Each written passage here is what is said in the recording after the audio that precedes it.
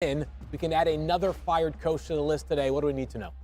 Field, a wildly disappointing season in Arizona comes to a conclusion today when the Cardinals fire Cliff Kingsbury, who only 10 months ago signed a contract extension through 2027. So he will walk away with upwards of $30 million in guaranteed money from the Arizona Cardinals. And he does this on the same day that the Arizona Cardinals GM Steve Keim agrees to step away. So the Cardinals are now in the market for a new head coach and a new general manager. Meanwhile, the Rams head coach Sean McVay, his immediate future in coaching is in limbo, and he is expected to take some time now that the season is over to decide whether or not he wants to continue coaching or whether he simply wants to rest up and recharge. It's been a tough season in LA, lots of losing, lots of injuries, and lots for Sean McVay to now think about. The Broncos have requested permission from the Saints to interview Sean Payton, who cannot meet in person with any other team under NFL laws until January 17th, the day after the Cowboys play the Tampa Bay Buccaneers on Monday Night Football this week. And Sean Payton has been talking to the Broncos owners. The Broncos owners are interested, and they are interested in doing whatever it takes to get the best coach in there. Sean Payton's on their radar, as is the Michigan football coach Jim Harbaugh, as is Dan Quinn, the Dallas Cowboys defensive coordinator, and Raheem Morris. So they're looking at a wide array of candidates, and we'll see what those new owners in Denver decide. Some serious star power there, that is for sure. Thank you, Shefty. We'll be back with you in just a little bit.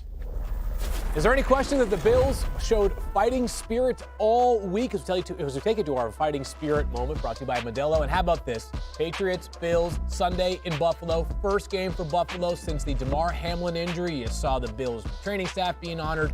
How about the very first play of the game? This is Nyheim Hines, former Colt, acquired via trade earlier this season. 98 yards to the house. Not even a Hollywood script, because this is better than any kind of Hollywood script you can see right there. The first tweet of many from Damar Hamlin, OMFG, with countless exclamation points. Second quarter, Bills go up 14-7 as Josh Allen finds Dawson Knox after a prolonged play. Deep in the red zone, Dawson Knox throws up some love for his teammate, on the heart symbol to Damar Hamlin, who responds, "I love you too, Dawson Knox." And then the Patriots play tough in this game. They have a 17-14 lead, and then Nyheim Hines says, "You thought once was good, how about twice?" It's a second kickoff return for a touchdown of the day. First player since Leon Washington over a decade ago to have two kickoff return scores in the same game. Damar Hamlin tweeting through it again. Hines free. And then this right here, I don't care what defense you're playing. There's no defense on this. 3rd and 10. Josh Allen throws a rocket down the field for a long touchdown. Casual 60-yard throw. No big deal, right? Damar Hamlin tweets once again for Stephon Diggs. Bills win 35-23. They clinch the number 2 seed. The news gets better this afternoon, as Damar Hamlin said it himself. He is headed home to Buffalo today with a lot of love on my heart. Watching the world come together around me on Sunday was truly an amazing feeling. The same love you have all shown me is the same love that I plan to put back into the world, more, bigger than football. And again, it just keeps getting better, as his doctor spoke this afternoon and talked about the scene in the ICU when the Bills scored that first touchdown. You watched the game on yesterday when the opening kickoff was run back. He jumped up and down, got out of his chair, set, I think, every alarm off in the ICU in the process. But he was fine. It was just an appropriate reaction to a very exciting play. So he very much enjoyed it and enjoys the support from everyone. The alarms went off. It's okay, though, RC. And you've been around this game for a long time, played a long time in the NFL, had an illustrious college career. You ever seen anything like that yesterday? No, absolutely not. I think that when you were approaching this game, we were all wondering what the first play would be like for the Buffalo Bills, what type of anxiety, what type of energy, or whatever it might bring. And we know that things like this can galvanize a team, but for that to be the first play, it was divine intervention. It was spiritual. You heard Josh Allen, in the world that sometime, and thanks to Dan last week for praying publicly, but sometimes we don't get the opportunity to talk about God or talk about the spiritual world. He said, God's real. And when you look at that play, for me, it was the first time I felt like, you know what? It's okay to be happy about football again. It's okay to talk about the X's and O's. It's okay to talk about playoff scenarios. It's okay to cheer, Because if the Buffalo Bills and Sean McDermott can have tears in his eyes, if Josh Allen can be holding his helmet with his hands in the air and hugging people, and they can enjoy a moment on the field, then why shouldn't we? It was a beautiful moment not only for the Buffalo Bills and their fans, but I think the entire football world. Said. Yeah, man, it was phenomenal. So when that kickoff was run back, I was like, Buffalo gonna win like 50-7. Seriously? All right, that's how I felt. And then as I got through the game and was watching, I was like, I got some concerns about the Buffalo Football Bills. started to be played. Right? It You're started right. to be played. Yeah. And you saw Mac Jones Which matters. at times. Obviously, the 3 interceptions from Mac Jones. You want to turn the football over defensively and be opportunistic. And you probably should never throw at Tre'Davious White. That's one of the things that you don't make a living on. But you saw this offense have a tremendous amount of success. Guys were let go free in the secondary.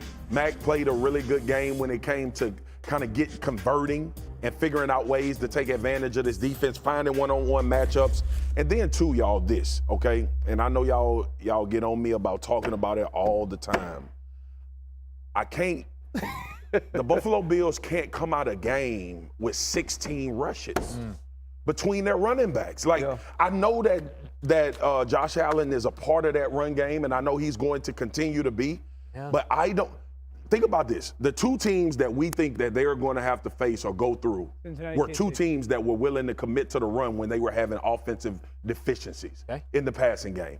I still think that will be the Buffalo Bills' Achilles heel at some point during this playoff run if they don't commit to doing it a little bit more. I disagree with that. I think because the only team that it concerns me a little bit with is Cincinnati and the way that they can line up and make you play defense. We've talked about that. My big question for Buffalo as you go into the playoffs is, what does Leslie Frazier do opposite Tre'Davious White?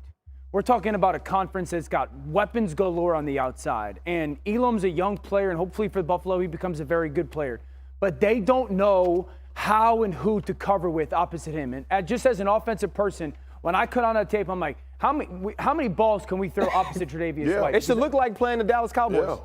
RC, it's the exact same thing. You sit there and you go, if you guys are going to continue to play as much man coverage as you are because maybe you don't have Vaughn anymore in the pass rush you still want, the ball's going opposite 27 all game. Well, the best news for the Bills, and I know their concerns are legitimate on defense, is that Damar Hamlin was released from his hospital today. He is back in Buffalo. Incredible update there from the Bills' safety. Hey, coming up next year on NFL Live, Cowboys struggled a lot yesterday and then launches it up to Khalif Raymond, who comes down with this one at the one, nearly a touchdown. Jamal Williams would punch it in. Lions up 13-9. Then Aaron Rodgers finds his trusted Allen Lazard back in the end zone for a touchdown. You think Green Bay, all right, they're back on top, 16-13, late in the third quarter. We can do this, right? Not so fast, my friends. With about 6 minutes left to go in the fourth quarter, Jamal Williams, after an impressive 8-minute drive from the Lions, and then Rodgers drops back, throws it up for Christian Watson, and Kirby Joseph comes up with the interception. He's been great for the Lions all season. And then late in the game, clock-killing opportunity. Lions playing with nothing but pride, and there was plenty of it last night. And how about the play call right here? Amon-Ra St. Brown, hook and ladder to DeAndre Swift, who wisely gets downfield and also stays in bounds, 14 yards on that very cool play. Goff drops back, finds DJ Chark on 4th and 1. This play seals the game. The Packers are going home, and after the game, Aaron Rodgers, not in a very good mood. Obviously didn't get it done tonight. You want to go out winning the Super Bowl, but it's very rare that actually gets to happen. Don't want to, lose your last game and miss out on the playoffs, but this is a great profession and a really tough business, and doesn't always end with rainbows for everybody. 13 wins in 3 straight seasons, going home at 8-9. Swagu, what do you make of how the season ended for Aaron Rodgers? Man, I don't nobody want to hear all that. Straight up, bro. Like, this been 3 years in the making of going back and forth off seasons, what they need to do, what they not doing.